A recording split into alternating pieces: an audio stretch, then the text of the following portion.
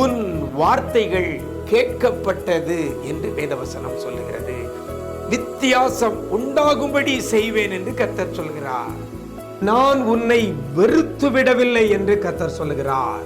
இன்றைக்கு கர்த்தர் நமக்கு தருகிற ஒரு வார்த்தை வார்த்தை வார்த்தை அவர்கள் உன் பட்சத்தில் வருவார்கள் வருவார்கள்.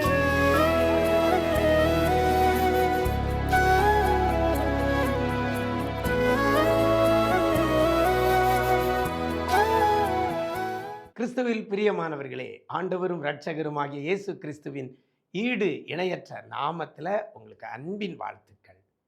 நல்லா இருக்கிறீங்களா? எல்லாரும் ஆண்டவர் கிருபையில் நல்லா இருப்பீங்கன்னு கர்த்தருக்குள் நம்புகிறேன்.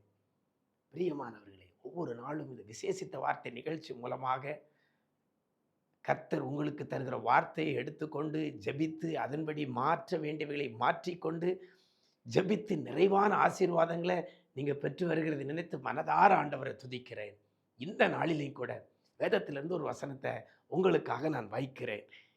ஏசாயா தீர்க்கதரிசியின் புஸ்தகம் 54 அதிகாரம் 15 வசனத்தில் கடைசியில் இவ்வாறாக சொல்லப்படுகிறது, அவர்கள் உன் பட்சத்தில் வருவார்கள் என்று வேதவசனம் சொல்லுகிறது. எனக்கு அருமையான தேவஜனமே, இந்த வேத வார்த்தை இன்றைக்கு உங்களுக்கு நேராக வருகிறது. அவர்கள் உன் பட்சத்தில் வருவார்கள். அவர்கள் என்றால் எவர்கள்?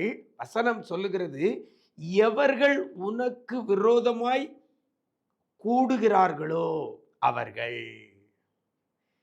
எவர்கள் உங்களுக்கு விரோதமாக உங்களுக்கு எதிராக கூடுகிறார்களோ அவர்கள் உங்கள் பட்சத்தில் வருவார்கள் என்று வேதவசனம் சொல்லுகிறது. எனக்கு அருமையான தேவஜனமே, எனக்கு விரோதமாக அவ்வளவு எழுப்பி இருக்கிறாங்க, எனக்கு விரோதமாக வந்து நிற்கிறாங்க, எனக்கு விரோதமாக கூட்டம் கூடி இருக்கிறாங்க, எனக்கு விரோதமாக ஆலோசனை பண்ணிக்கிட்டு இருக்கிறாங்க. சொல்கிறீங்களா? இப்படி நடக்கிறதா? இப்படி உங்கள் வாழ்க்கையில் நடந்துக்கிட்டு இருக்குன்னா இன்றைக்கு இந்த வேதவசனம் உங்களுக்கு நேராக வருகிறது. எவர்கள் உங்களுக்கு விரோதமாக கூட்டம் கூடுகிறார்களோ அவர்கள் உங்கள் பட்சத்தில் வருவார்கள். உங்கள் பட்சத்தில் உங்ககிட்ட வருவாங்கன்னா அர்த்தம் வேற.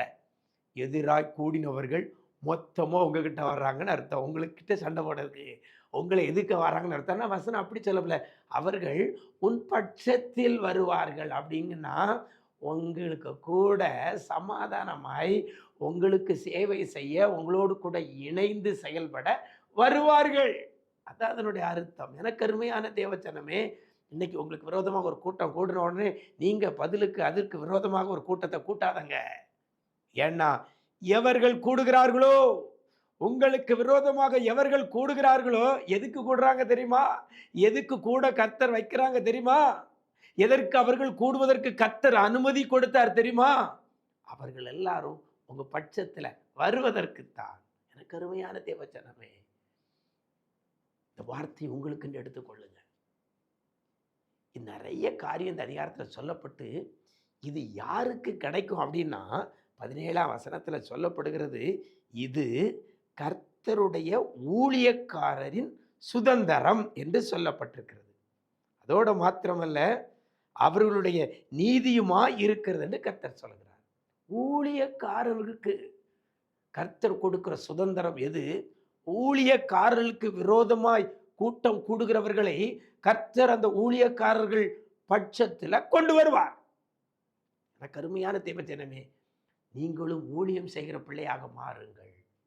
ஊழியம்னா சபை வச்சு நடத்தினா அல்லது பெரிய கன்வென்ஷன் கூட்டத்தில் பேசினா அவங்க தான் ஊழியக்காரங்கன்னு நினைக்காதங்க. இயேசு கிறிஸ்து சொல்லி இருக்கிற வார்த்தைகளை மற்றவர்களுக்கு அறிவிக்கிற பிள்ளையாக நீங்கள் இருப்பீங்கன்னா நீங்கள் ஊழியக்காரன், ஊழியக்காரி. இயேசு கிறிஸ்துவின் நற்செய்தியை மற்றவர்களுக்கு அறிவிக்கிற பிள்ளைகள் ஊழியக்காரர்கள். எனக்கு அருமையான தேவஜனமே, உங்களுக்கு விரோதமாக எழும்புகிற கூட்டம் எழும்பட்டும். நிறைய பேர் எழும்புனா அவ்வளோ பேர் உங்கள் பட்சத்தில் வருவாங்க. ஒருத்தர் எழும்புனா ஒருத்தர் தான் உங்கள் பட்சத்தில் வருவாங்க. உங்கள் பட்சத்தில் நிறைய பேர் இருக்கணுமா, ஒருத்தர் இருக்கணுமா? யோசிச்சு பாருங்க. எனக்கு அருமையான தேவஜனமே, ஆண்டவருடைய சேவையை செய்யுங்கள். காலம் கடைசி, ஆண்டவருடைய வருகை மிக சமீபம். உங்களுக்கு கிடைத்த இந்த நாளில் மற்றவர்களுக்கு முடிந்த அளவுக்கு ஆண்டவருடைய அன்பை அறிவியுங்கள், சுவிசேஷத்தை அறிவியுங்கள். நற்செய்தியை அறிவியுங்கள். இயேசு கிறிஸ்துவினுடைய குணாதிசயங்களை அறிவியுங்கள். அவருடைய மகத்துவங்கள் வல்லமைகளை அறிவியுங்கள். நீங்க ஊழியக்காரன், நீங்க ஊழியக்காரி. உங்களுக்கு விரோதமா ஒரு கூட்டம் எழும்புச்சுன்னா, விரோதமா எழும்புனாங்கன்னா, அவர்கள் தான் உங்க பட்சத்திலே வருவார்கள். கர்த்தர் கொண்டு வருவார். அப்படிப்பட்ட கிருபையை ஊழியம் செய்ய அர்ப்பணிக்கிற உங்களுக்கு கர்த்தர் தருவாராக. நாம் ஜெபிக்கலாமா? எங்களை நேசிக்கிற நல்ல பிதாவே, ஆசீர்வதிக்கப்பட்ட இந்த நல்ல நாளிலே கூட உனக்கு விரோதமாய் கூட்டம் கூடுகிறவர்கள் உன் பட்சத்தில் வருவார்கள் என்று சொல்லப்பட்டிருக்கிறது. அவர்கள் உன் பட்சத்தில் வருவார்கள் என்று சொல்லப்பட்டிருக்கிறது.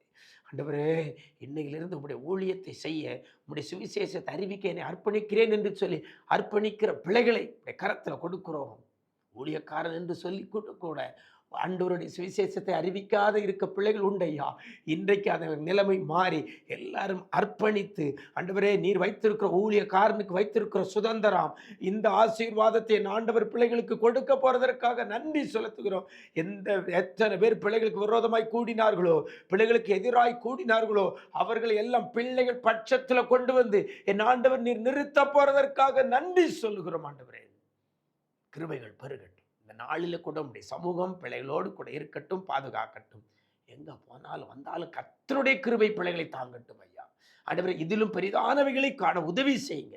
எல்லா தோல்விகள் எல்லாம் மாறட்டும், துக்கங்கள் மாறட்டும், சமாதான குறைவுகள் மாறட்டும், நிம்மதி வரட்டும். ஆண்டவரே, என் தேவன் பிள்ளைகளோடு கூட இருந்து பிள்ளைகளை பாதுகாத்து வழி நடத்துவீராக. கிருபைகள் பெருக பண்ணுங்க. மீட்பர் இயேசுவின் மூலம் ஜெபிக்கிறோம் நல்ல பிதாவே, ஆமென், ஆமென். பிரியமானவர்களே, ஆண்டவருடைய ஊழியத்தை செய்து ஊழியக்காரனா ஊழியக்காரியா மாறுங்க. அப்படி மாறும்பொழுது உங்களுக்கு விரோதமாய் கூடுகிறவர்கள் எல்லாரையும் கர்த்தர் உங்க பட்சத்திலே கொண்டு வருவார். God bless you.